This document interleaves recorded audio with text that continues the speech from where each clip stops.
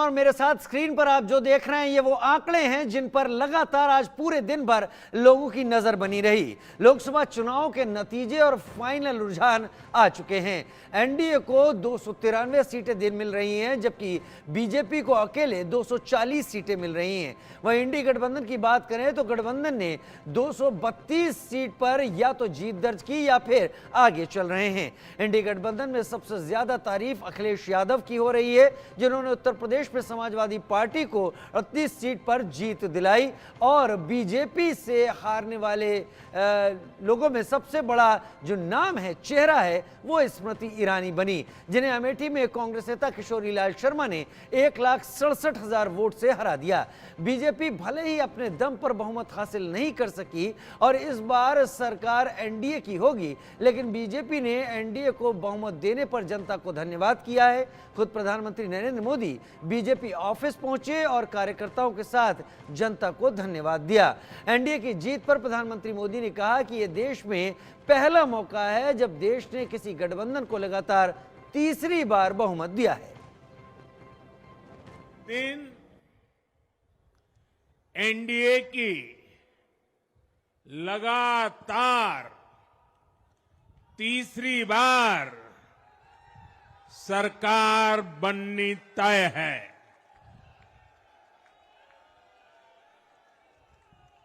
हम सभी जनता जनार्दन के बहुत आभारी हैं। देशवासियों ने भाजपा पर, एनडीए पर पूर्ण विश्वास जताया है। आज की ये विजय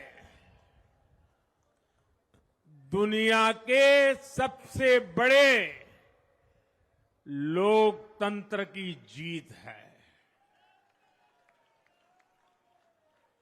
ये भारत के संविधान पर अटूट निष्ठा की जीत है। ये विकसित भारत के प्रण की जीत है। ये सबका साथ, सबका विकास, इस मंत्र की जीत है। ये 140 करोड़ भारतीयों की जीत है। प्रधानमंत्री मोदी ने बड़ी जीत के बाद कहा कि चुनाव आयोग ने भी बेहतरीन काम किया है। पीएम ने कहा कि दुनिया के सबसे बड़े चुनाव को सफलतापूर्वक कराने पर चुनाव आयोग को धन्यवाद बनता है। भाइयों और बहनों, मैं आज देश के चुनाव आयोग का भी अभिनंदन करूंगा। चुनाव आयोग ने दुनिया का सबसे बड़ा चुनाव इतनी कुशलता के साथ संपन्न कराया। करीब 100 करोड़ मतदाता, 11 लाख पोलिंग स्टेशन, 1.5 करोड़ मतदान कर्मी, 55 लाख वोटिंग मशीनें, हर कर्मचारी ने इतनी प्रचंड गर्मी में अपने दायित्व को बखूबी निभाया। हमारे सुरक्षा कर्मियों ने अपने कर्तव्य भाव का शानदार परिचय दिया। भारत के चुनाव प्रोसेस, चुनाव के इस पूरे सिस्टम और चुनाव प्रक्रिया की क्रेडिबिलिटी पर हर भारतीय को गर्व है। इस स्केल पर चुनाव का, इस एफिशिएंसी के साथ चुनाव का दुनिया में कहीं कोई उदाहरण नहीं है। और मैं देशवासियों को कहूंगा मैं इन्फ्लुएंसर्स को कहूंगा, मैं ओपिनियन मेकर्स को कहूंगा कि भारत की लोकतंत्र में ये चुनावी प्रक्रिया की ताकत है, एफिशिएंसी है। ये अपने आप में बहुत बड़ा गौरव का विषय है। भारत की पहचान को चार चांद लगाने वाली बात है। बाद इंडी गठबंधन पर कटाक्ष भी किया।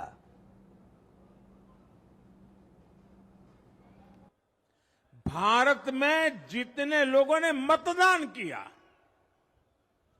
वो अनेक बड़े लोकतांत्रिक देशों की कुल आबादी से भी ज्यादा है।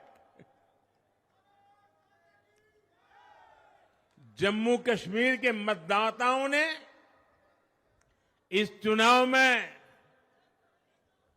रिकॉर्ड वोटिंग कर अभूतपूर्व उत्साह दिखाया है और दुनिया भर में भारत को बदनाम करने वाली जो ताकतें हैं उनको आईना दिखा दिया है। मैं देश के हर मतदाता को, जनता जनार्दन को विजय के इस पावन पर्व पर आदरपूर्वक नमन करता हूं। मैं देश भर के सभी दलों, सभी उम्मीदवारों का भी अभिनंदन करता हूं। सभी की सक्रिय भागीदारी के बिना लोकतंत्र की ये विराट सफलता संभव नहीं थी। भाजपा के, एनडीए के हर कार्यकर्ता साथी को भी मैं हृदय से धन्यवाद करता हूं। साथियों, इस चुनाव के, इस जनादेश के कई पहलू हैं। 1962 के बाद पहली बार कोई सरकार अपने 2 कार्यकाल पूरे करने के बाद तीसरी बार वापस आई है। प्रधानमंत्री मोदी ने कहा कि देश ने एक बार फिर कांग्रेस को नकार दिया है। प्रधानमंत्री ने कहा कि देश में जहां भी राज्यों के चुनाव हुए हैं वहां जनता ने कांग्रेस को पूरी तरह नकार दिया और देश में भी जनता ने पूरे इंडी गठबंधन को नकारा है। राज्यों में जहां भी विधानसभा के चुनाव हुए वहां पर एनडीए को भव्य विजय मिली है। चाहे वो अरुणाचल प्रदेश हो, आंध्र प्रदेश हो, उड़ीसा हो या फिर सिक्किम। और इन राज्यों में कांग्रेस का सुपड़ा साफ हो गया है।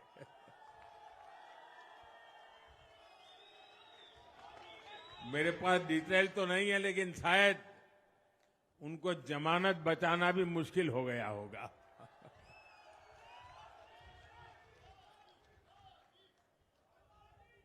भाजपा उड़ीसा में सरकार बनाने जा रही है और लोकसभा चुनाव में भी उड़ीसा ने बेहतरीन प्रदर्शन किया है। ये पहली बार होगा जब महाप्रभु जगन्नाथ की धरती पर बीजेपी का मुख्यमंत्री होगा।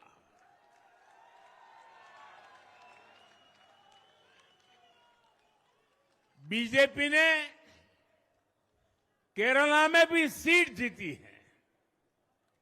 हमारे केरल के कार्यकर्ताओं ने बहुत बलिदान दिए हैं। कई पीढ़ियों से वो संघर्ष भी करते रहे, जन सामान्य की सेवा भी करते रहे। और पीढ़ियों से, मैं सालों से नहीं कह रहा हूं, पीढ़ियों से जिस क्षण का इंतजार किया वो आज सफलता को चूमने लगी है। प्रधानमंत्री मोदी ने कहा कि जनता ने जो आशीर्वाद दिया है उसके सामने मैं नतमस्तक हूं। उन्होंने कहा कि देश ने, माताओं बहनों ने बीजेपी और एनडीए को आशीर्वाद दिया है। इसके बाद एनडीए का दूसरा कार्यकाल विकास और विरासत की गारंटी बन गया। 2024 में इसी गारंटी के साथ हम जन जन का आशीर्वाद लेने देश के कोने कोने में गए। आज तीसरी बार जो आशीर्वाद एनडीए को मिला है, मैं इसके सामने, जनता जनार्दन के सामने विनय भाव से नतमस्तक हूं।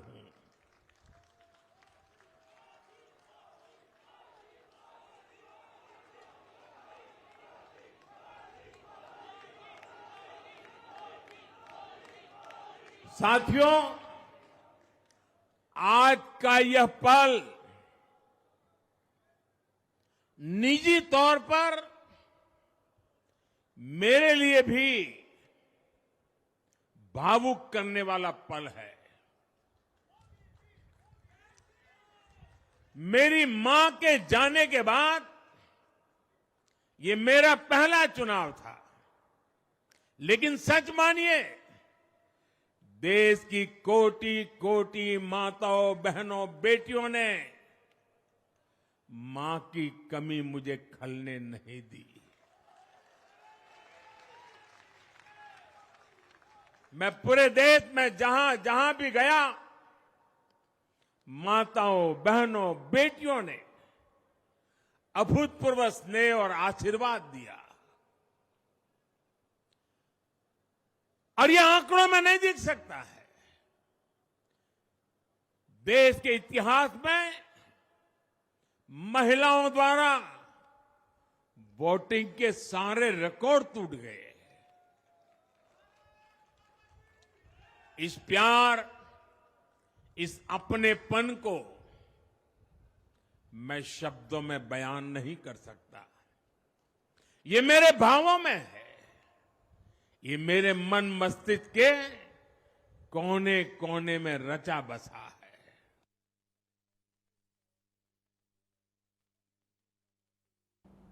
प्रधानमंत्री मोदी ने कहा कि भारत दुनिया की सबसे तेजी से आगे बढ़ने वाली अर्थव्यवस्था और एनडीए की सरकार में बढ़त रुकेगी नहीं। प्रधानमंत्री ने कहा कि भारत अपने हर लक्ष्य को पूरा करेगा। राष्ट्र प्रथम की इसी भावना की वजह से जम्मू कश्मीर से 370 हटी, जीएसटी और आईबीसी जैसे रिफॉर्म हुए, बैंकिंग रिफॉर्म हुए। हमने राष्ट्रहित को हमेशा सबसे आगे रखा। आप याद करिए, कोरोना का इतना बड़ा संकट आया, हमने वही फैसला लिया जो देश हित में था, जनहित में था। हमने हर दबाव से अलग हटकर कदम उठाया और इसी का नतीजा है आज भारत दुनिया की सबसे तेजी से विकसित होती बड़ी इकोनॉमी है। राष्ट्र प्रथम की यही भावना भारत को आत्मनिर्भर बनाएगी। साथियों, हमारे सामने एक महान संकल्प है, विकसित भारत का संकल्प। 10 साल के बाद लगातार तीसरी बार जनता जनार्दन का प्यार, उनका आशीर्वाद हमारा हौसला बढ़ाता है हमारे संकल्प को नई मजबूती देता है, नई ऊर्जा देता है। हमारे विरोधी एकजुट होकर भी उतनी सीटें नहीं जीत पाए जितनी इस लोकसभा चुनाव में अकेली बीजेपी ने जीती है। प्रधानमंत्री मोदी ने कहा कि देशवासियों की मेहनत और बीजेपी में विश्वास ही उन्हें निरंतर काम करने की प्रेरणा देता है। प्रधानमंत्री ने कहा कि यदि जनता 10 घंटे काम करेगी तो वो खुद 18 घंटे काम करेंगे। उन्होंने कहा कि देश को मिलकर आगे बढ़ाएंगे। प्रधानमंत्री ने दोहराया कि इस कार्यकाल में देश बड़े फैसलों का गवाह बनेगा।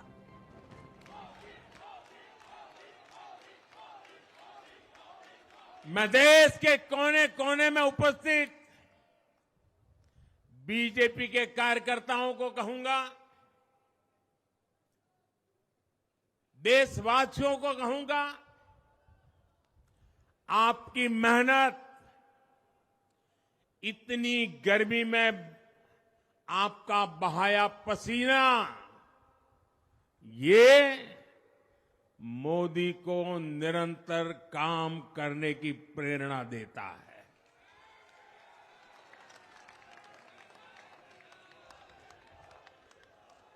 और मैं देशवासियों का दोबारा दोहराना चाहता हूं, अगर आप 10 घंटे काम करेंगे तो मोदी 18 घंटे काम करेगा। आप 2 कदम चलेंगे तो मोदी 4 कदम चलेगा।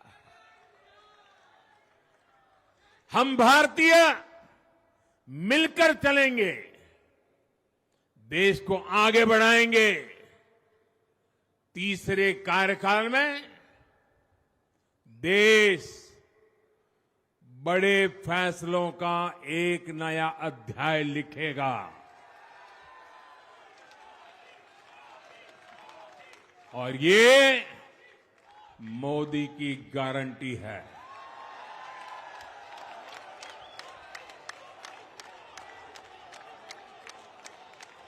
साथियों, एनडीए सरकार की प्रतिबद्धता हमेशा ही समाज के हर क्षेत्र और हर वर्ग के विकास की रही है। बीते 10 वर्षों में हमने 25 करोड़ लोगों को गरीबी से बाहर निकाला है और इसमें एक बड़ी संख्या एसटी, एसटी, ओबीसी की है।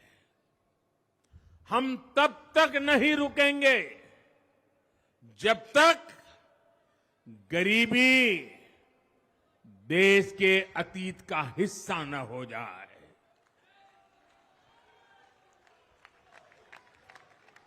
वुमेन लेड डेवलपमेंट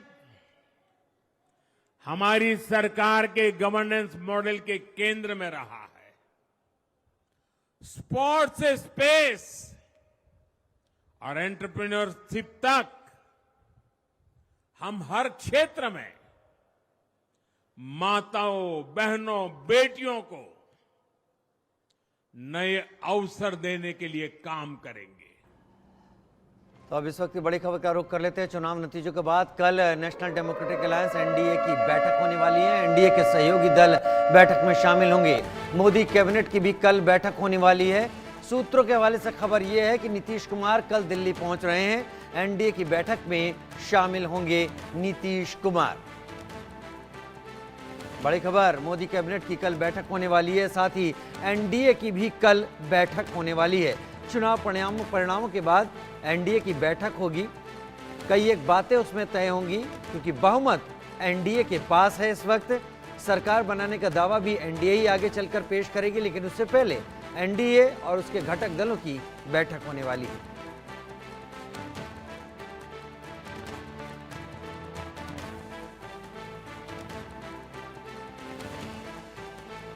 पटना से लाइव मेरे साथ रितेश इस वक्त जुड़ रहे हैं ज्यादा जानकारी के साथ। रितेश, चुनाव परिणाम जिस लिहाज से सामने आए हैं वो सभी के सामने हैं कि पूर्ण बहुमत की स्थिति में बीजेपी नहीं है और अब एनडीए मिलाकर पूर्ण बहुमत को पार कर चुकी है। नीतीश कुमार का रोल, बिहार के मुख्यमंत्री का रोल बहुत अहम हो जाता है। कल पहुंच रहे हैं दिल्ली?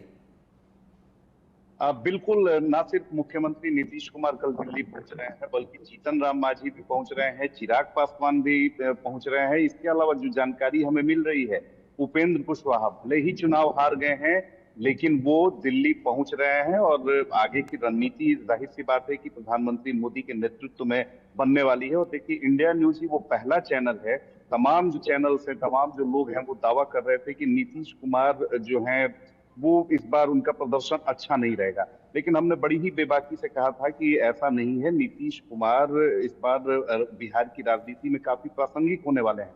और देखिए कि किस तरीके से तमाम विपरीत परिस्थितियों में भी नीतीश कुमार की पार्टी का अच्छा प्रदर्शन रहा है और अब ड्राइविंग सीट पर बिहार में एक बार फिर से नीतीश कुमार दिख रहे हैं। ना सिर्फ प्रासंगिक हो गए हैं, बल्कि एक दिन में जैसे ही रिजल्ट आया, देखिए कि उनकी पूछ कितनी बढ़ चुकी है। तमाम जो दल हैं, चाहे वो इंडिया अलायंस हो, वो भी उनको लेकर कई तरह के दावे कर रहे हैं।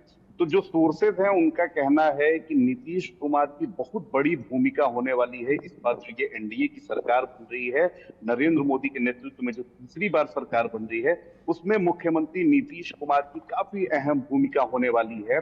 और भले ही उनके 12 सांसद हैं, लेकिन इस बार कैबिनेट में भी दबदबा जेडीयू का रहने वाला है। नीतीश कुमार की इस बार इस सरकार में चलने वाली है। एक और बात मैं बता दूं कि बहुत बड़े बड़े दावे इंडिया अलायंस की तरफ से किए जा रहे हैं। कई तरह के यहाँ अगर बिहार में देखें तो दावे किए जा रहे हैं कि क्या एक बार फिर से नीतीश कुमार पाला बदल सकते हैं, क्या एक बार फिर से उनका प्रेम जो है वो इंडिया अलायंस की तरफ जाग सकता है।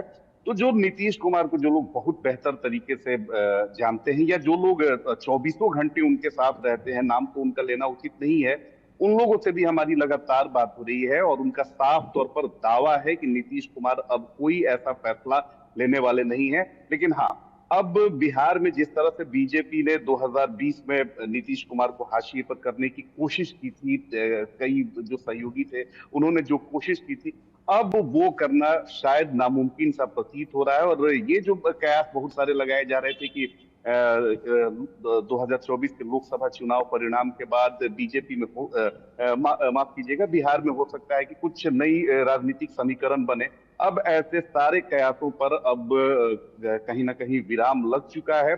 और ये ट्रेलर है आने वाले समय में जो 2025 में बिहार विधानसभा में चुनाव होने वाले हैं, उसका ट्रेलर है। और एक बार फिर से नीतीश कुमार बिहार की राजनीति में प्रासंगिक हो चुके हैं। तो कल दिल्ली जा रहे हैं और प्रधानमंत्री नरेंद्र मोदी के नेतृत्व में बैठक होने वाली है, नीतीश कुमार भी उसमें पहुंच रहे हैं। और देखिए, सबसे बड़ी बात है राजीव, मैं आपको बता दूं कि 2019 में 16 सांसद जेडीयू के जीते थे, लेकिन 2021 में जब कैबिनेट एक्सटेंशन हुआ तब जाकर उसमें आरसीपी सिंह को मंत्री पद मिला, लेकिन वो भी नीतीश कुमार के कंसिडरेशन से नहीं हुआ था। तो तल्खी वो सारी चीजें थी, उस समय भी था कि भाई 16 हमारे सांसद हैं और प्रतिनिधित्व मंत्रिमंडल में ज्यादा होना चाहिए, लेकिन उस तरह से हुआ नहीं। लेकिन अब जो जानकारी मिल रही है कि नीतीश कुमार का न सिर्फ मोदी कैबिनेट में दबदबा होगा, बल्कि जो पसंदीदा मंत्रालय हैं वो भी जेडीयू के खाते में आने वाले हैं। क्या इससे पहले कि वो दिल्ली पहुंचे रितेश, क्या उन्होंने जेडीयू के अपने जीते हुए उम्मीदवारों के साथ कोई बैठक आज की है या कल करेंगे जाने से पहले? देखिए, क्योंकि अभी सारी चीजें जो है वो चल ही रही हैं, तो बैठक तो अभी कोई हुई नहीं है। लेकिन तमाम जो जीते हुए प्रत्याशी हैं, हमें जो जानकारी मिल रही है, उनके साथ नीतीश कुमार की टेलीफोनिक कन्वर्सेशन उनकी हुई है। और हारे हुए भी जो प्रत्याशी हैं, उनसे भी नीतीश कुमार ने फीडबैक लिया है कि आखिर क्या परिस्थितियां रही जिसकी वजह से वो चुनाव हार गए, कहाँ पे लूप होल्स हुए, कहाँ पर किसने मदद नहीं की, कहाँ पर किसने भीतरघात किया। तो नीतीश कुमार उसी रॉ में दिख रहे हैं जो 2005 में वो दिखते थे, जो जिस तरीके से वो 2010 में दिखते थे। तो नीतीश कुमार पूरी तरीके से एक्शन में है और जाहिर सी बात है कि ये जो रिजल्ट है ये एनडीए के लिए अलार्मिंग है। और विधानसभा का चुनाव है, तो इसके मद्देनजर नीतीश कुमार की जिम्मेदारी जो है वो बढ़ चुकी है। और खुद देखिए कि प्रधानमंत्री नरेंद्र मोदी ने कह दिया कि मुख्यमंत्री नीतीश कुमार के नेतृत्व में बिहार में एनडीए ने अच्छा प्रदर्शन किया है। जाहिर सी बात है कि प्रधानमंत्री मोदी ने ये दर्शा दिया है कि आने वाले समय में अगर एनडीए की बिहार में बात होगी तो नीतीश कुमार ही ड्राइविंग सीट पर होंगे। नीतीश कुमार ही ड्राइविंग सीट पर होंगे। रितेश बता रहे हैं हमारे सहयोगी कि नीतीश कुमार कल दिल्ली जाने की तैयारी में है। नीतीश कुमार अपने सभी उम्मीदवारों के साथ भी चर्चा कर रहे हैं। क्या किसी तरीके का जश्न वहां पर देखने को मिला रितेश आपको? देखिए, सबसे बड़ी बात है कि जो रिजल्ट आया है ये किसी को उम्मीद नहीं थी। जाहिर सी बात है कि बीजेपी इसे दिखा रही है क्योंकि कार्यकर्ताओं के मनोबल को भी उसे देखना है। बीजेपी कार्यालय के बाहर पटाखे तो फोड़े गए, लेकिन नीतीश कुमार आप जानते हैं कि काफी ही डिसिप्लिन्ड व्यक्ति हैं। वो हंगामे में उन्हें भरोसा नहीं रहता है, तो उनकी पार्टी में जो जिस तरह से नॉर्मल सारी चीजें हैं उसी तरह की चीजें रही हैं। क्योंकि उनकी पार्टी में भी एक बात तो जरूर है कि विपरीत परिस्थितियों में भी जहां नीतीश कुमार की प्रासंगिकता पर सवाल उठाए जाने लगे थे और ये दावा किया जाने लगा था कि नीतीश कुमार 4-5 सीट से ज्यादा नहीं लाएंगे, वहां पर अगर उनकी पार्टी 12 सीटों पर कामयाबी हासिल करती है तो जाहिर सी बात है कि इसने ना सिर्फ बीजेपी को मैसेज दे दिया है, बल्कि कल तक तेजस्वी यादव जिस तरह से नीतीश कुमार पर लगातार सवाल उठा रहे थे, तो तेजस्वी यादव भी हताशा और निराशा में है। लगातार धुआंधार आप 200 जनसभाएं कर रहे हैं, बड़े बड़े दावे कर रहे हैं, नौकरियों की बात कर रहे हैं, ठीक। उसके बावजूद अगर आपका प्रदर्शन बेहतर नहीं रहा है तो ये बताने के लिए काफी है कि राजनीति में अभी आपको सीखने की जरूरत है, परिपक्वता ठीक है रितेश।